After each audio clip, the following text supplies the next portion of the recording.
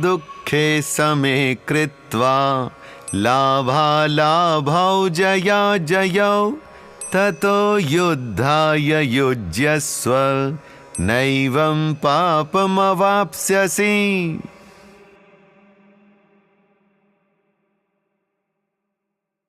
श्री कृष्ण यहां बता रहे हैं कि अर्जुन किस प्रकार पाप से दूर हो सकते हैं।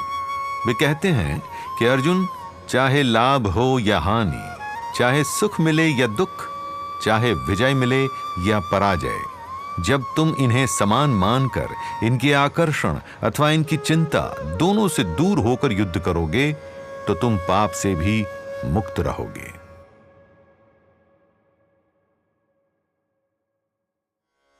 इसे इस एक संवाद की सहायता से समझिए। यहां अर्जुन पूछते हैं, हे माधव, मैं मानता हूं कि अपना कर्म न करने पर मुझे पाप लगेगा, किंतु यदि कर्म किया भी, युद्ध लड़ा भी, तो भी अपने वृद्धजनों गुरुजनों की मृत्यु का पाप मेरे ही सर होगा ना?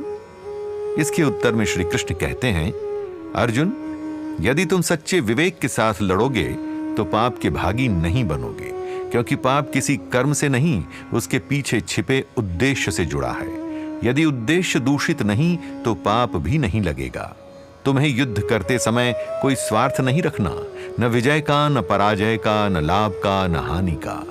तो फिर अर्जुन पूछते हैं कि माधव, यदि विजय और पराजय का भी विचार न हो तो फिर ऐसे में युद्ध करने की प्रेरणा ही क्या है? तब श्री कृष्ण बोले, अर्जुन, यही तो बात है। विजय और पराजय दोनों ही युद्ध के परिणाम हैं, दोनों ही संभव हैं। विजय मिली तो सुख, पराजय मिली तो अत्यंत दुख। किंतु यदि तुम अपने आत्मिक स्वरूप को मानोगे तो समझोगे कि तुम्हारे अनंत काल में एक विजय, एक पराजय, ये कितनी सूक्ष्म घटनाएं हैं। इनसे क्या अंतर पड़ता है? पराजय की पीड़ा अथवा विजय का उल्लास, ये तो सब इंद्रियों का खेल है, ये सांसारिक जगत का खेल है। इस प्रकार से सोचना समभाव कहलाता है। समभाव अर्थात समानता का भाव, समता का भाव, जहां कुछ ऊपर नीचे नहीं, सब कुछ संतुलित है। तो संतुलन में रहकर विजय पराजय से ऊपर उठकर युद्ध करो। ऐसे में तुम केवल कर्म कर रहे हो, न लाभ की लालसा है, न हानि का भय। किसी भी प्रकार के फल की आकांक्षा से रहित ये कर्म निष्काम कर्म योग कहलाता है। इसमें पाप नहीं लगता।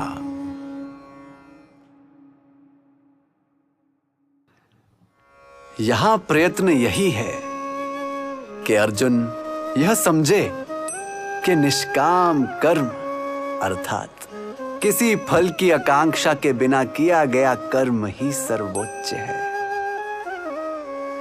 व्यक्तिगत जीवन में भी इसे इस प्रकार समझा जा सकता है। यह संसार जटिल है, कई घटनाएं मिलकर किसी परिणाम को तय करती हैं। आपने परीक्षा में बहुत तैयारी की, किंतु उस दिन स्वास्थ्य बिगड़ गया, परीक्षा देने ही ना जा पाए। स्वास्थ्य ठीक रहा, किंतु उस दिन प्रश्न पत्र पर अंत में स्याही गिर गई, सब लिखा बिगड़ गया।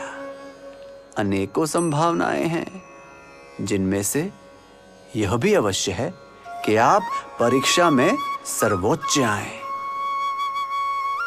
अब तनिक विचार कीजिए कि इन सभी अवस्थाओं में आपके नियंत्रण में क्या है? क्या है? केवल आपकी तैयारी है ना? यदि स्वास्थ्य का डर सताता रहा तो भी तैयारी पर प्रभाव होगा।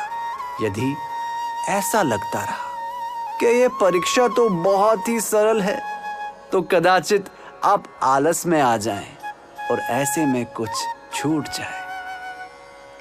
ऐसी बातों को ध्यान में रखना जिन पर आपका कोई नियंत्रण ही नहीं, यह कितना व्यर्थ है ना? उसी प्रकार कई बार यह भी होता है कि हम किसी कार्य की ओर पहला कदम लेने से पहले ही यह सोचकर हताश हो जाते हैं कि इसमें कुछ गलत ना हो जाए, वो कार्य शुरू ही नहीं कर पाते। किंतु सत्य तो आप भी जानते हैं कि किसी भी रास्ते के सभी गड्ढे आप शुरुआत में ही नहीं जान सकते। एक एक करके कदम लेना होगा, एक एक करके समस्याओं को सुलझाना होगा।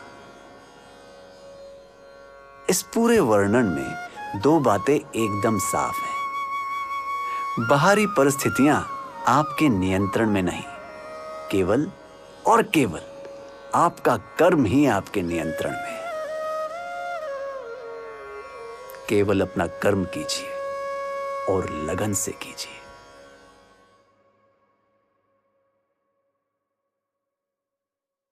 अर्जुन को चाहिए कि वो लाभ, हानि, हार, जीत किसी भी अपेक्षा के बिना अपना कर्म करे।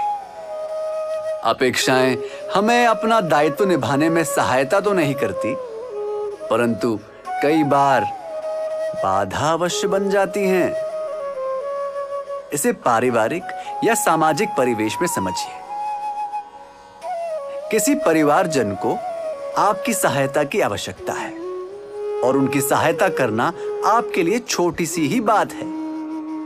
कितनी सरल परिस्थिति है ये। किंतु यदि मन में अपेक्षाएं हावी हो जाए तो मानसिकता ही बदल जाएगी। उनकी सहायता करने से आपको क्या लाभ होगा भला? अथवा यह कि उन्होंने भी तो एक समय में आपकी सहायता नहीं की थी, तो फिर आप क्यों करें? कितनी संकीर्ण है ये सोच। हमें अपने पारिवारिक और सामाजिक दायित्व से दूर करती है। विचार कीजिए कि यदि आप उनकी जगह होते और कोई ऐसे छोटे कारणों से सहायता के लिए मना कर देता, तो क्या वो ठीक होता?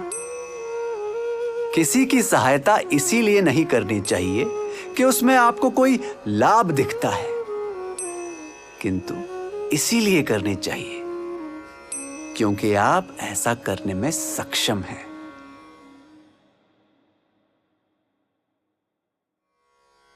अपेक्षाएं, लाभ, हानि, अच्छे या बुरे की कामनाएं, और यह सब किसी कार्य के शुरू होने से पहले ही अनुभव करना कितना व्यर्थ है ये।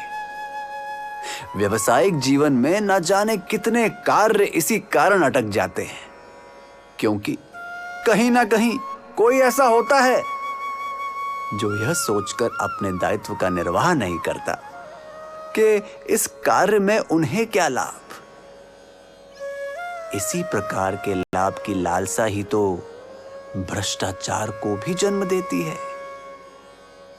कितना अच्छा हो यदि सब अपना दायित्व पूर्ण रूप से निभाएं, सभी काम कितनी सरलता से हो जाएंगे, है ना? आप इस बात में सहमत अवश्य होंगे, यह मैं अच्छे से जानता हूं। तो फिर इस बात से भी सहमत हो जाइए कि शुरुआत कहीं और से नहीं, आप ही से हो सकती है और आप ही से होनी चाहिए। कोई और आपके नियंत्रण में नहीं, केवल आपका काम आपके नियंत्रण में है। अपना दायित्व पूर्ण रूप से निभाइए। ऐसा करने पर आपको असीम संतोष मिलेगा।